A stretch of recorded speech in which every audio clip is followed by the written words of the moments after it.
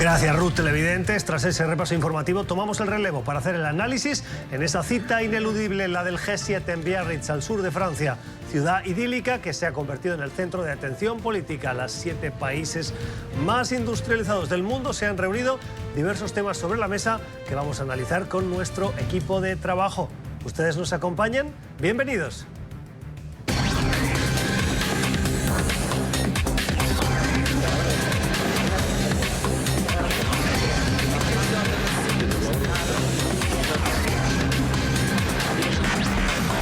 Club de Prensa con Gustavo Alegre. Estas y otras cuestiones en este programa que ahora comienza, en esta mesa de trabajo que hoy vamos a compartir con el profesor Emilio Viano. El profesor Viano es profesor de Derecho Constitucional en American University. Profesor, buenos días, gracias por estar con nosotros. Buenos días, gracias por invitarme. Bienvenido a esta mesa con Alex Segura. Segura es periodista, trabaja en la agencia EFE en la capital estadounidense. Alex, ¿cómo estás? Muy buenos días. Buenos días, Gustavo. Gracias por estar con nosotros. Y con María Peña, que es periodista, larga experiencia también en Washington, trabaja para Telemundo Digital. María, ¿cómo estás? Muy bien, gracias por invitarme. Gracias por estar con nosotros. El día en el que nos fijamos también en lo que está pasando en la ciudad, decíamos al principio, idílica, un destino vacacional. Es Biarritz, al sur de Francia. Se han reunido esas delegaciones, está a punto de producirse una comparecencia de prensa. En caso de producirse durante el programa, nos iríamos a Biarritz a escuchar a Emmanuel Macron, que es el anfitrión de esa cumbre del G7, que seguramente va a estar acompañado del presidente de Estados Unidos, Donald Trump. Donald Trump que ha estado presente en todos los preparativos y en esa reunión, hasta el punto de que el objetivo parecía ser no crear tensiones, no ahondar en las diferencias que son evidentes a todas luces entre ese grupo de países industrializados, particularmente 6 con el presidente Trump por sus políticas. Hemos visto también una sintonía muy estrecha de Donald Trump con Boris Johnson, el primer ministro del Reino Unido, que también ha participado en esa cumbre.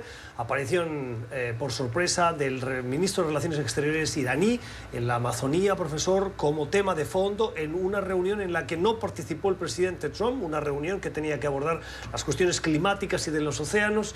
Hay acuerdo. Bolsonaro ha reaccionado a la ayuda que se le va a dar o que se le pretende dar por ese grupo del G20. Muchas cosas. ¿Con qué se queda de esta reunión? Bueno, hay los que cuestionan naturalmente la importancia de las reuniones de este grupo, porque se habla de grandes potencias industriales del mundo, pero por ejemplo China, la India y otros no son incluidos, mientras que otros países como por ejemplo Italia no son tal vez tan importantes hoy en día como lo fueron en el pasado. Yo creo que no hará ninguna conclusión importante porque en realidad hay muchos desacuerdos y también muchas carreras políticas que están concluyéndose. Por ejemplo, Angela Merkel, la canciller de Alemania, ya está al final de su mandato. El primer ministro de Italia es un primer ministro interino porque hay una crisis política en el país. Así que Boris Johnson representa el Reino Unido, pero no se sabe lo que va a pasar en realidad con el Brexit. Así que hay mucha incertidumbre en todo esto. Es muy difícil decidir y vaticinar el futuro cuando la gente ni sabe si serán primer ministros mañana. Más de todo es Trump que no apoya este tipo de encuentro porque para él las organizaciones multinacionales, internacionales son una pérdida de tiempo. Él quiere solamente participar donde él puede controlar la agenda y dictaminar el resultado. Parece que se ha producido ya el inicio de esa comparecencia en la que participa Emmanuel Macron, el presidente francés, y el presidente de Estados Unidos, Donald Trump. Vamos a escuchar lo que está aconteciendo en esa rueda de prensa.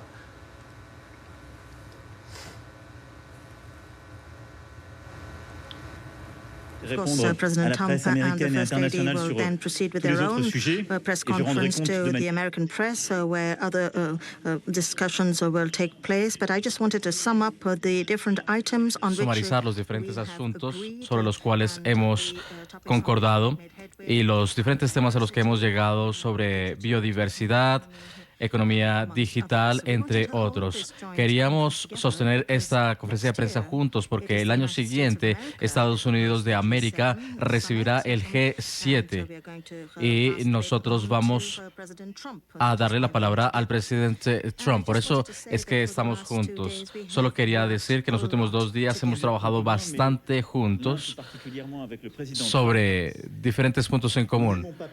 Nosotros tenemos muchas cosas en común, pero una cosa que tenemos en común con Trump es que no nos gusta desperdiciar el tiempo y que nos gusta conseguir resultados concretos y darle momentum al trabajo. Y tan pronto como el presidente Trump llegó, nosotros tuvimos un almuerzo cara a cara. Creo que fue una conversación muy productiva e interesante y desde ese punto nosotros trazamos el ritmo para ser eficientes hasta el final. Hay algunas cosas que se esperan de ambos países. En cuanto a Irán, el presidente Trump y yo hemos tenido discusiones en las últimas semanas, en particular en los últimos días, y nosotros concordamos en que Irán necesita cumplir con sus obligaciones y tener un comportamiento responsable. Y hay asuntos clave que nos importan. Irán jamás debe tener armas nucleares y no puede amenazar la estabilidad de la región. Francia ha asumido diferentes iniciativas y hablé con el presidente Trump sobre ellas para poder conseguir los medios técnicos para avanzar, porque las decisiones que Estados Unidos ha tomado en las últimas semanas, en los últimos meses, han puesto presión, pero se necesita mejorar la seguridad de la región. Entonces, nosotros hemos coordinado nuestros esfuerzos y hemos alcanzado una decisión para hablar con el canciller de Irán, con quien tuvimos una reunión, y trazar una hoja de ruta. Y nosotros tendremos que avanzar juntos para conseguir un resultado. Esta mañana el presidente Rouhani dijo que estaba preparado para reunirse con cualquier líder político bajo los intereses de su país. Y es lo que le mencioné al presidente Rouhani al teléfono también, que sería grandioso reunirse con el presidente Trump y que yo creía que podía alcanzarse un acuerdo. Nosotros sabemos los términos, sabemos los objetivos, pero simplemente tenemos que sentarnos a la mesa y hacer que pase. Entonces espero que en las próximas semanas, basados en nuestras discusiones, podamos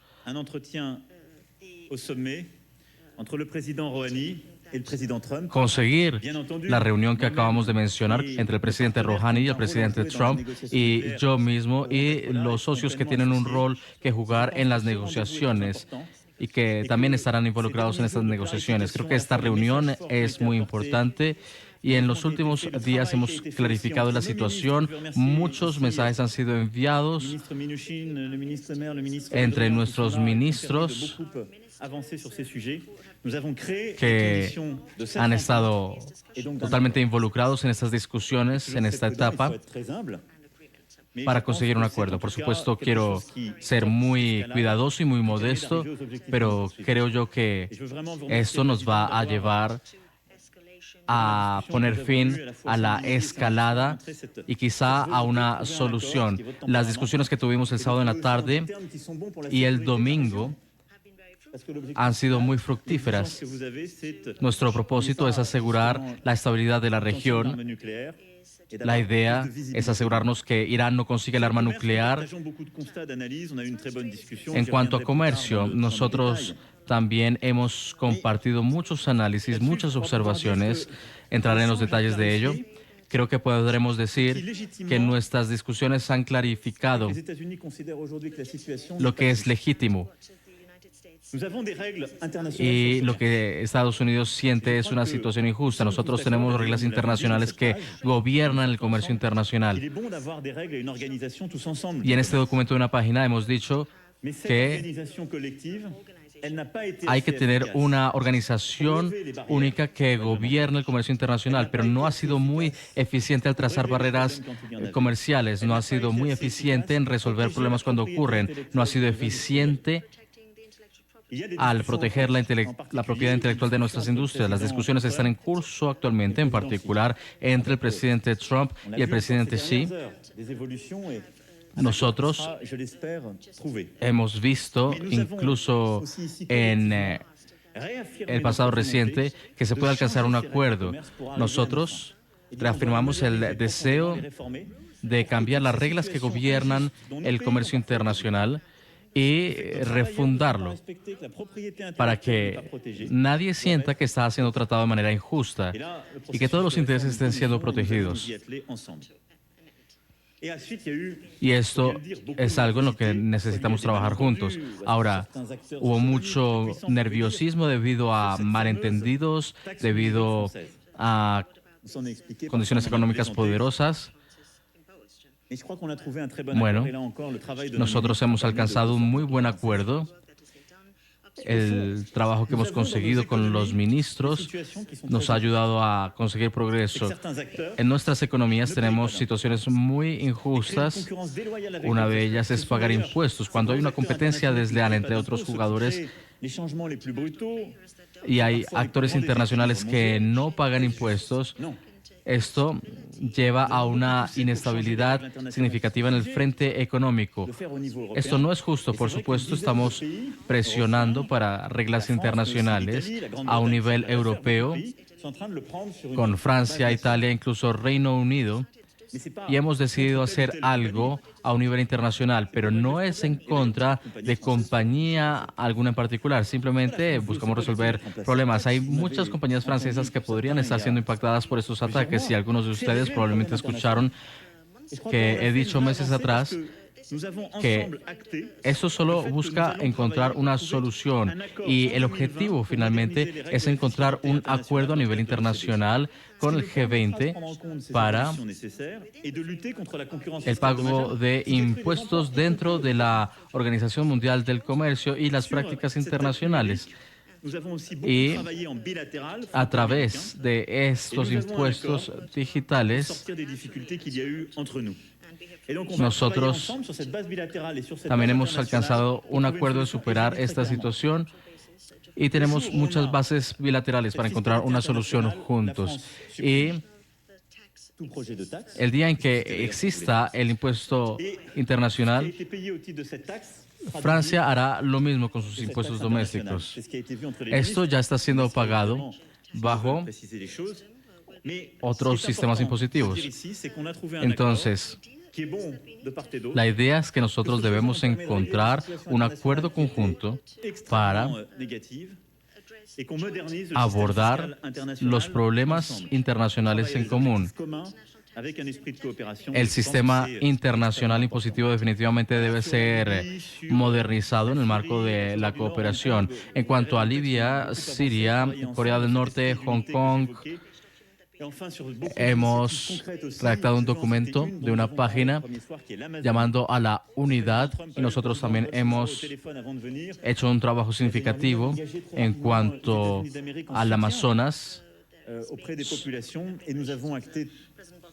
Ha habido relaciones con el presidente Bolsonaro y nosotros hemos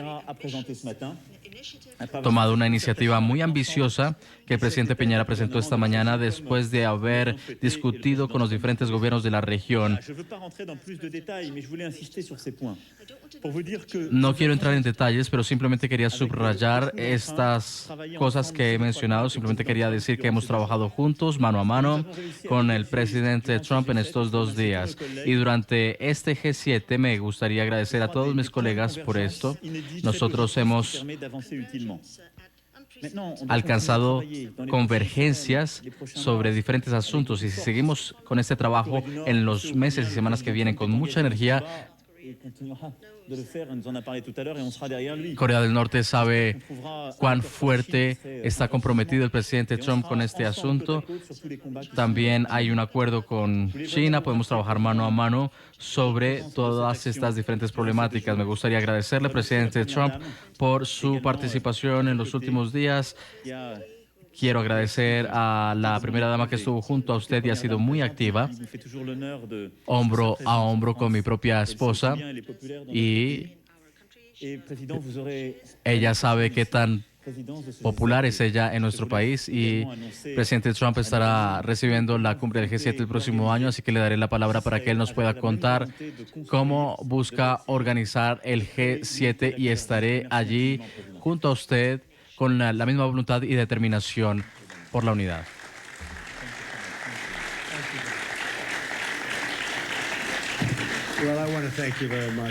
Bueno, les quiero agradecer y quiero que más importante es venir aquí a decirlo porque el trabajo que el presidente Macron ha hecho y su esposa, que a propósito es una gran dama, Brigitte.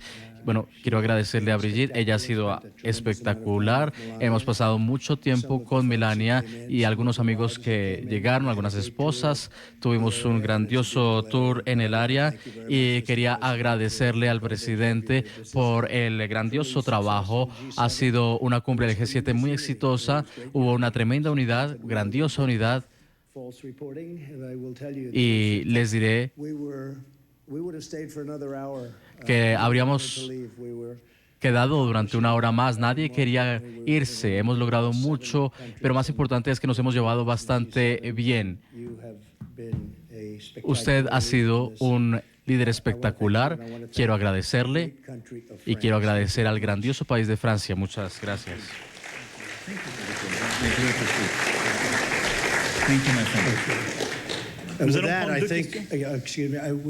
Perdón.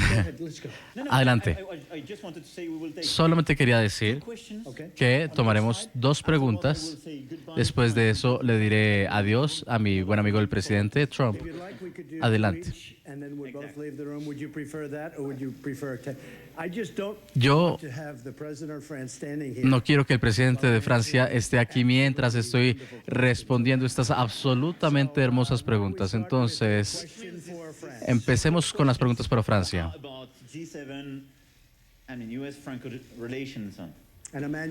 Hablemos sobre el G7 y la relación franco-estadounidense. Eso estará bien. Adelante. Para Francia, John. Thank you, Marco. Of course, they are the host country. They should go first. Monsieur le Président Macron, China was not on the official agenda, but China no. a big part of the discussions here. 4:47 minutos de la tarde en Biarritz, en Francia, donde se está produciendo esa rueda de prensa entre el presidente Emmanuel Macron y el presidente de Estados Unidos, Donald Trump, en el que la noticia es el trabajo que ha anunciado que está haciendo la diplomacia francesa y el G20 para conseguir esa cumbre entre el presidente iraní Rouhani con el mandatario estadounidense en un intento de calmar la tensión entre las dos potencias para estabilizar la zona y conseguir un acuerdo que contribuya a ese proceso de desnuclearización, de control de su carrera nuclear de Irán y que devuelva la tranquilidad, por un lado, a la región y por el otro, a esa cumbre o a esa unidad internacional que se ha roto desde que Estados Unidos decidió salir del acuerdo nuclear con el resto de las 5 potencias firmantes. Una comparecencia que ha tenido también como titular destacado la excelente relación que han demostrado frente a los medios los dos mandatarios, el presidente francés y el presidente estadounidense, que el año que viene es el responsable de organizar esa cumbre del G7. Han hablado de guerra comercial, en el que Francia se ha comprometido a trabajar también para buscar soluciones. Ha defendido la necesidad de un impuesto internacional para las empresas tecnológicas que, en el marco de la Organización Mundial del Comercio, garantice el pago justo de esas grandes multinacionales que siempre buscan cómo evadir impuestos. Ha hablado de la necesidad de trabajar de manera conjunta con el presidente brasileño Jair Bolsonaro para buscar una solución al futuro de la Amazonía, que se encuentra en una situación muy delicada con miles de incendios que están amenazando su futuro. No solo con Brasil, también con Bolivia, con Perú y con las otras naciones suramericanas afectadas. Y finalmente, Emmanuel Macron ha hecho ha extendido la mano al presidente estadounidense para decirle que camina bien, que avanza bien en su intento de alcanzar un acuerdo con Corea del Norte. Donald Trump, pocas palabras, pero gestos que valen mucho frente a las cámaras, en esa sensación de unidad, en ese traslado de la unidad, en el que ha demostrado que mantiene esa buena sintonía, María, con el presidente francés y con, al menos, el resto del grupo del G7. Exactamente, yo creo que es muy importante la imagen de unidad que están presentando al mundo, precisamente porque llegaron a esta cumbre divididos sobre muchos temas, divididos principalmente sobre la política comercial, la guerra comercial con China, cómo regresar a la mesa de negociaciones con Irán, porque recordemos que Trump había dicho que se salió del acuerdo internacional de 2015 en mayo del año pasado porque le pareció que fue muy pobremente negociado, que no abordaba todas las amenazas de Irán. Y entonces él decidió unilateralmente salirse de ese acuerdo. Ahora pues están otra vez tratando de retomar estas negociaciones porque vemos que efectivamente el resto de los países dice que bueno, no era una panacea, no era un cúralo todo, pero era un buen inicio para alentar a Irán a que abandonara sus ambiciones nucleares. Yo creo que es un momento muy importante para Estados Unidos y para la comunidad internacional, porque de lo que se trata al final es de resultados concretos. En esta cumbre, más allá de discursos bonitos y de compromisos, no hemos visto un resultado concreto, pero creo que es un buen arranque para allanar el camino hacia futuras negociaciones. Trump dijo recientemente de que era prematuro hablar de una reunión inmediata con Irán, pero por lo menos está abierto a esa posibilidad y yo creo que ya eso es una ganancia. Ha sido la cumbre de limar asperezas entre los principales socios, Alex, para demostrar de nuevo la unidad y el liderazgo de ese grupo del G7. Bueno, es verdad que, para mi opinión, Macron sí empezó un poco nervioso, mirando al lado y lado, intentando mantener un contacto visual con Trump, que al inicio estaba como cara de pocos amigos, pero luego sí, mediante ha ido sucediendo la rueda de prensa, se ha calmado un poquito el ambiente. Para mí, lo que comentaba María del resultado concreto, lo que me llevaría de este G7 como más tangible es el acuerdo sobre la protección de la Amazonía, la biodiversidad, uno de los pulmones de nuestro planeta, uno de los más importantes, pero Trump no estuvo en ese encuentro, según han reportado todos los medios. Bueno, la Casa Blanca dijo que era porque supuestamente en ese preciso momento tenía encuentros bilaterales, ¿no? Los con los cuales se encontraban estaban en la reunión, sí, como Angela Merkel, el Shinzo Abe. Sí. Así que eso era una mentira. Bueno, ya sabemos que el cambio... No, pero ya tenía una reunión con el primer indio. Sí, pero no con... dijeron que se reunía con Angela Merkel, con Shinzo Abe, que estaban en la reunión sobre... Pero es que también sabemos que el cambio climático es un punto muy sensible para el presidente Trump, porque él pues no cree en el cambio climático, en el fenómeno del cambio climático. No estamos discutiendo eso, estamos discutiendo que es siempre mentira. No, yo estoy preguntándome cuál fue la verdadera razón de no asistir a esa reunión. La falta de interés político. Sí, para mí es no destacar que, digamos, para mí y para muchos expertos el resultado más tangible es el acuerdo, aunque en realidad la primera ayuda son 20 millones, que a nivel macro es muy poquito, ínfimo, sí. Es ínfimo, pero por lo menos es algún acuerdo que se ha llegado y precisamente Trump no estaba. Trump tiene la potestad de decir, oye, aplazamos la reunión, claro, voy, firmo, estoy presente y luego... Profesor, de la rueda de prensa que hemos visto, el punto de el abrirle la puerta por parte de la diplomacia francesa a esa posible reunión entre el presidente Rouhani y el presidente Trump en una búsqueda de alcanzar un acuerdo entre los dos países, ¿cómo la valora? Bueno, yo pienso que tenemos que tomar en cuenta la situación en la Unión Europea. Angela Merkel, la canciller de Alemania, se jubila. Ella fue la fuerza más fuerte en la Unión Europea. Macron quiere tomar este rol, quiere tomar este papel para que Francia sea, digamos, el líder de la Unión Europea. Por eso que hizo esta supuesta llegada, anunciada o no, del ministro de Exteriores de Irán en Biarritz para demostrar, digamos, su audacia, su manera de manejar la situación para subrayar la importancia de la Unión Europea como mediadora entre Estados Unidos, digamos, e Irán. Fue más de todo, en mi opinión, una oportunidad para fotografías, pero siempre es algo positivo que Macron lo hizo, que le gustara a Trump o no. Y Trump dijo a un cierto punto que sabía de la llegada de Zarif, después negaron que sabían que llegaba, esto es normal con la Casa Blanca, pero en realidad fue algo positivo en el sentido que Macron ha demostrado un liderazgo que es muy importante.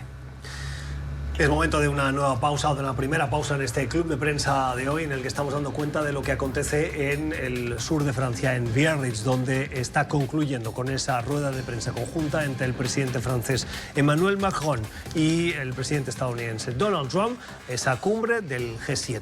Tras estos comerciales, continuamos con el análisis de la actualidad. 5:01 minutos en Biarritz, en Francia. 12 de la tarde en Brasilia, también en Montevideo y en Buenos Aires. El día en el que del G7 nos vamos a otra de las noticias que llevamos días reportando con profundo dolor, no se lo vamos a negar. Los incendios en la Amazonía, fundamentalmente en Brasil, pero también en Bolivia, también en el norte de Argentina, en Paraguay, en Perú. La Amazonía arde, más de 1000 focos de incendios que el ejército de Brasil en su territorio nacional trabaja por aplacar. En ese G7 se ha producido una noticia, y es que los 7 países más industrializados del mundo han comprometido 20 millones de dólares para trabajar, para acabar con esos incendios y fortalecer el foco, como decía Alex Segura, el pulmón del mundo que produce, calculan los expertos, el 20% de nuestro oxígeno.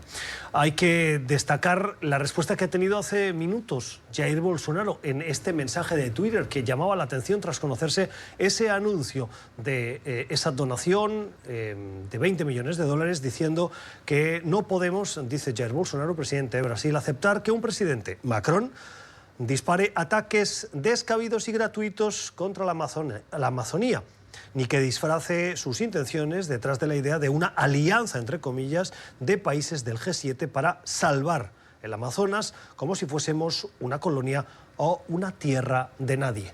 María, ¿respuesta desatinada de Bueno, Jair obviamente, Bolsonaro? sí, yo creo que desatinada, obviamente le ha dolido la crítica, porque obviamente pone en tela de juicio su liderazgo, en qué medidas se está tomando para hacerle frente a una situación de crisis, una situación tan urgente. Imagínate, en este año nada más ha habido 74.000 incendios en Brasil, 40.000 de ellos en la Amazonía, y muchos de ellos provocados. No es como la situación de los incendios en California, por ejemplo, que sí se atribuyen directamente al cambio climático. En esta situación vemos que muchos de ellos son provocados. Yo estaba escuchando que en realidad produce más o menos el 6% del oxígeno de todo el mundo, en el planeta, la Amazonía. Lo grave de esto es que hay 80% más incendios que el año pasado. Eso es grave. Y la otra cosa es la continua deforestación. Y lo que creo que todos nuestros televidentes tienen que entender de esta gravedad es que una vez que se acaban una vez que los incendios devoran estos bosques, se acabó.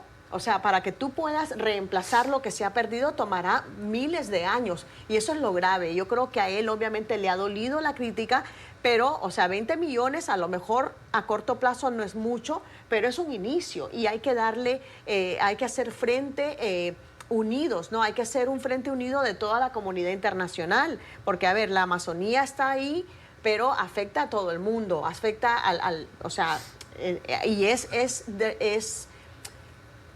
una situación urgente que requiere que la comunidad internacional entera contribuya. Como decía anteriormente, está poniendo en tela de juicio el liderazgo de Bolsonaro sobre cómo aplacar estos incendios. Sí, es cierto que grupos ecologistas han estado criticando abiertamente a Bolsonaro desde que tomó posesión, pero ahora ha pasado al siguiente nivel y líderes mundiales están dando la cara por la Amazonía. y están pidiendo responsabilidad a Jair Bolsonaro, al presidente brasileño, que tome acción. Hasta ahora ha decidido movilizar el ejército, que ha sido visto con buenos ojos, pero se le está pidiendo más acción. La respuesta para mí es irresponsable, pero también los datos que comentaba la compañera María sobre los numerosos incendios. También es verdad que en el año 2004, con presidente Lula, de otra idea política, hubo más de 100.000. Para poner en contexto, es decir, sí, Jair Bolsonaro tiene que tomar más acción, pero también entiendo que puede ir a épocas que haya más o menos incendios. Es preocupante que sean muchos de ellos intencionados, pero también un poco para poner contexto en los datos. Tenemos que tomar en cuenta, claro, que como Trump en Estados Unidos, Bolsonaro no está de acuerdo con el calentamiento global. Su ministro de Exteriores, Araujo, ya lo dijo abiertamente, y como sabemos fue destituido de su cargo el director del instituto que vela sobre incendios en Amazonía porque denunció que había más incendios y lo destituyeron ya. Y además, el presupuesto de Brasil vio una baja del 38% de los fondos para combatir incendios en Amazonía. Así que hay claramente una política que cuestiona, como Trump también lo hace ahora con el Ártico, el calentamiento global, nega que es un problema, nega que es un problema universal y mundial. Y tenemos que tomar en cuenta la sensibilidad de la soberanía de Brasil, en el sentido que cuando hay una intervención internacional, es fácil para Bolsonaro, que ganó la elección como Trump, con una retórica nacionalista de cerrar fronteras, de ser Brasil un país muy importante, negar que pueden intervenir como un ataque a la soberanía de Brasil y su capacidad de manejar sus asuntos. Ya sabemos todos que los incendios no son un elemento natural en la dinámica de la selva, como lo es en otros terrenos, como el cerrado, la sábana. Estamos viendo en realidad una sabanización de la Amazonía, con invasores, con madereros, con granjeros. Yo me recuerdo cuando visité un par de veces Mato Grosso y también Amazonía en el estado de Pará, Belén do Pará, la tristeza de ver árboles carbonizados, particularmente en Mato Grosso, por los incendios de los granjeros y madereros. Y esto está pasando ahora también en larga escala. ¿No tiene sentido que Jair Bolsonaro tema por la soberanía nacional del territorio de Brasil debido a unos incendios? En la pausa estábamos comentando nuestras teorías un poco conspirativas de que en el pasado el profesor explicaba que Estados Unidos había valorado la idea, ¿no?, de igual tomar una parte de la selva o que incluso una coalición internacional pidiera la soberanía de esa región. Bolsonaro debe reaccionar de esta manera porque su base se lo pide, claro, y también su retórica política ha sido así. Pero en el futuro pues sería interesante saber o ver si realmente acaba pasando alguna cosa de este tipo como protección del patrimonio de la humanidad y de una cosa tan básica como es el oxígeno. Cerramos.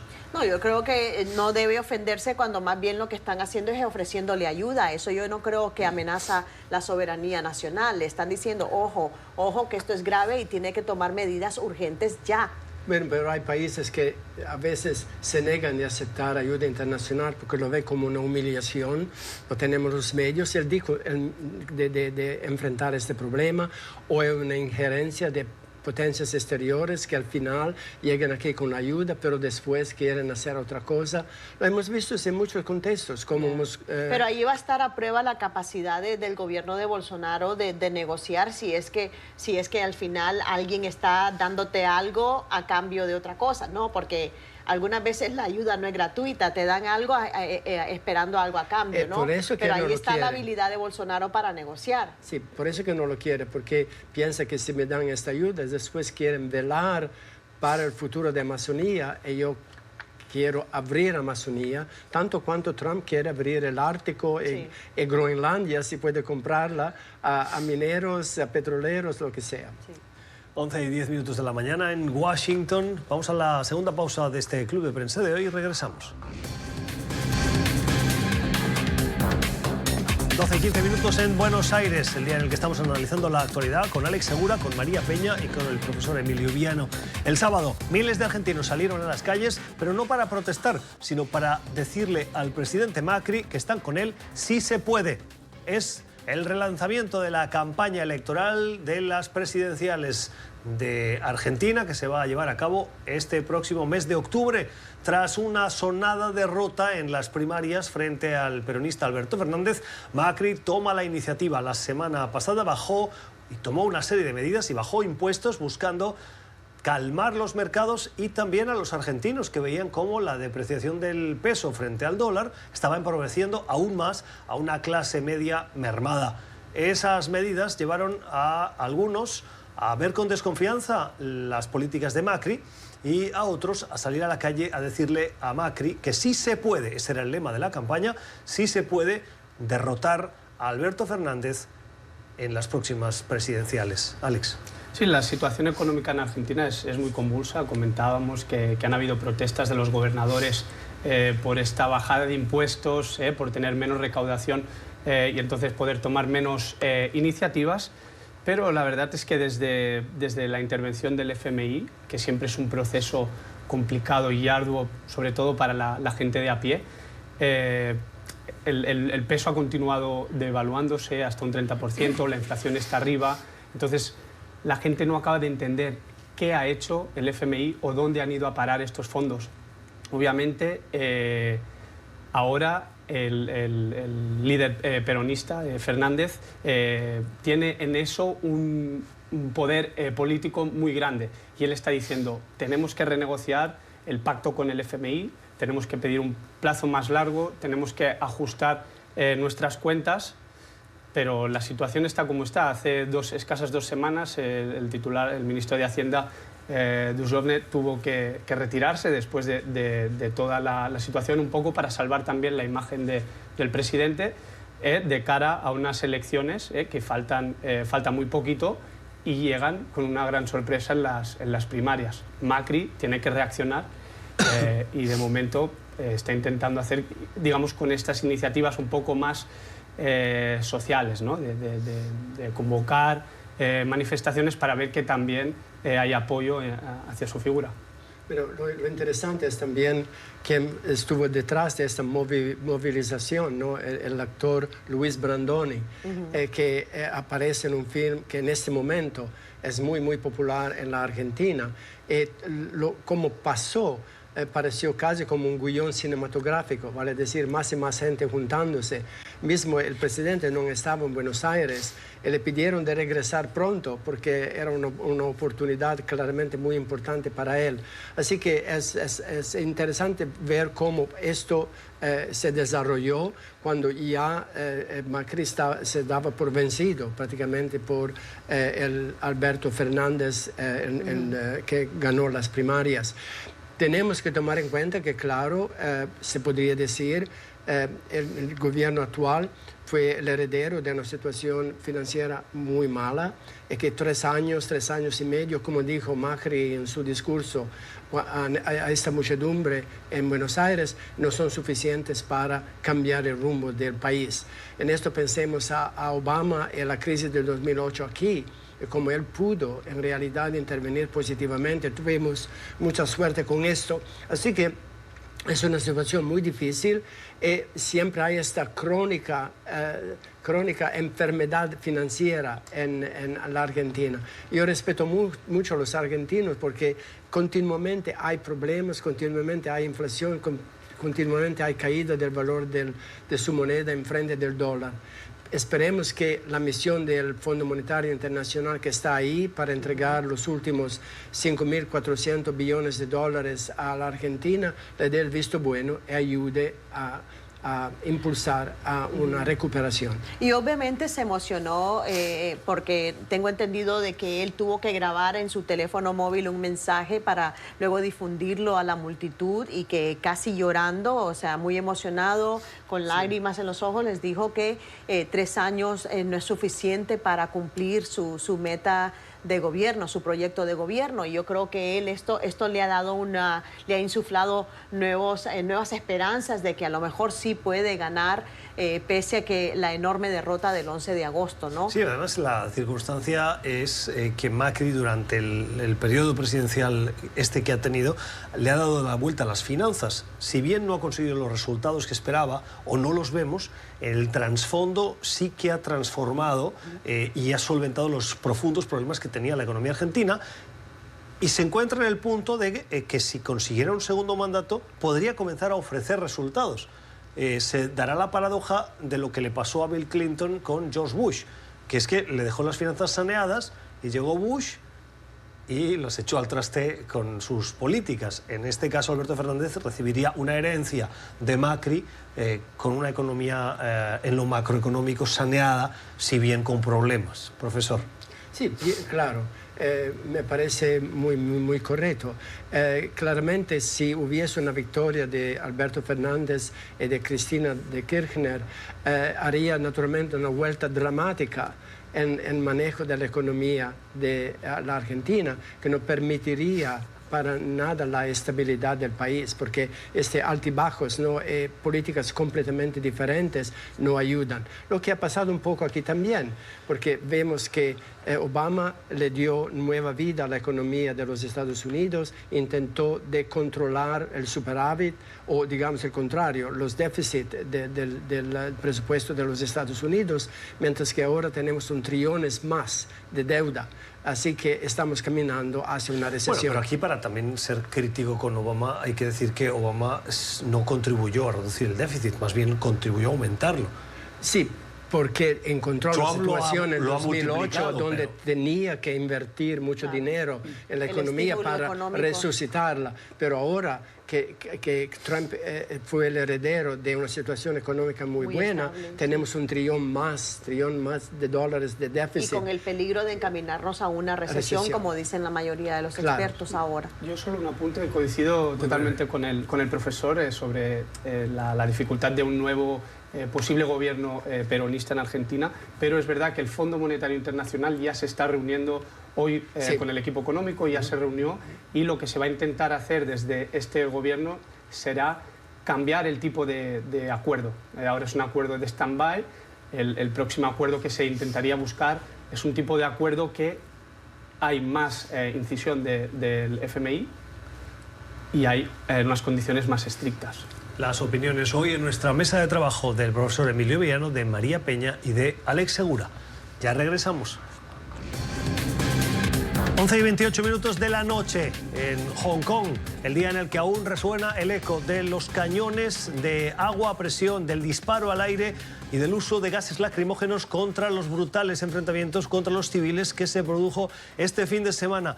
Un capítulo de alta tensión no visto antes, desde que en 1997 Hong Kong dejase de ser colonia británica para volver a ser China. Profesor, brevemente. Bueno, claramente China no puede tolerar, no quiere tolerar la democracia en Hong Kong, no quiere acceder a los que esta gente pide, porque, entre otras cosas, piensa a otros territorios en China, Tibet, Xinjiang, Taiwán y otros, a donde hay una cierta autonomía, a donde podrían pedir lo mismo. Así que quieren completamente controlar esto porque podría expandirse a la China misma. María, ¿es síntoma de desesperación china el uso de la violencia? Bueno, no sé si desesperación, pero coincido con el profesor de que el objetivo principal del gobierno de Pekín es contener a la oposición, que es la que lleva ya 3 meses de protestas callejeras que han acaparado titulares mundiales, porque ponen los reflectores sobre la crisis que hay de democracia y de los derechos civiles y humanos ahí. Es muy preocupante la escalada de violencia, sobre todo en las últimas semanas, diría el último mes. En junio se empezó pacíficamente a protestar contra un proyecto de ley de extradición y ahora ya se están demandando más acceso a la democracia. La opinión de Alex Segura, periodista de la agencia EFE, de María Peña, periodista de Telemundo Digital, y del profesor Emilio Villano. Gracias a ustedes por la generosidad de su tiempo, por las opiniones de nuestros comentaristas. Nosotros volvemos mañana a la misma hora. Que tengan una feliz jornada.